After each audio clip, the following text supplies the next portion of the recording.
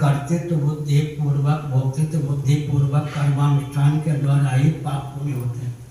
पाप पुण्य दोनों से अतिक्रांत होते हैं तत्वविद, क्योंकि कर्तृत्व बुद्धि का विलोप हो जाता है आत्मा का विक्रय विज्ञान का समझने पर।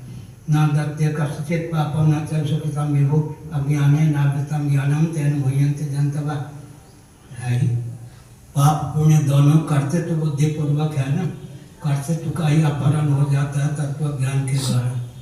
शनै शनै ऊपर गए पहले पिछले दिनों कहा था गीता का 6वां अध्याय आरुक्ष और योगारूढ़ ये दो होते हैं। आरुक्ष और मुनिर्योगम कहकर भगवान ने सिद्ध किया।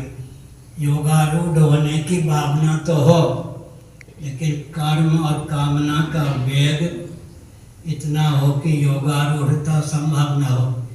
तो दो प्रकार से कर्म होता है। जैसे कोई हेलीकॉप्टर या वायुयान का चालक होता है, कुछ देर पृथ्वी पर अपने यान को चलाता है। कर्तृत्व जो कर्म होता है वो कर्म के बल और वेग को शांत करने के लिए। एक के कर्म का फल कर्म में ही हो जाता है। संसारी व्यक्ति जितने होते हैं कर्म के घर से कर्म निकल आता है। तो आरुक्ष होते हैं योगारूढ़ होने की भावना से भावित होकर कर्माशक्ति फलाशक्ति अहंकृति को शिथिल कर जित्युत्साहपूर्वक समत्व बुद्धि पूर्वक स्वकर्मानुष्ठान करते हैं। वे कर्मयोग के प्रभाव से कामना और कर्म के वेग को शांत कर फिर परमात्मा तत्व के परमार्गण के उपयुक्त बल और वेग जीवन में प्राप्त कर लेते हैं। तथा पदम तत्परिमार्गितव्यम यस्मिन् गतानि निवर्तन्ते भूयः।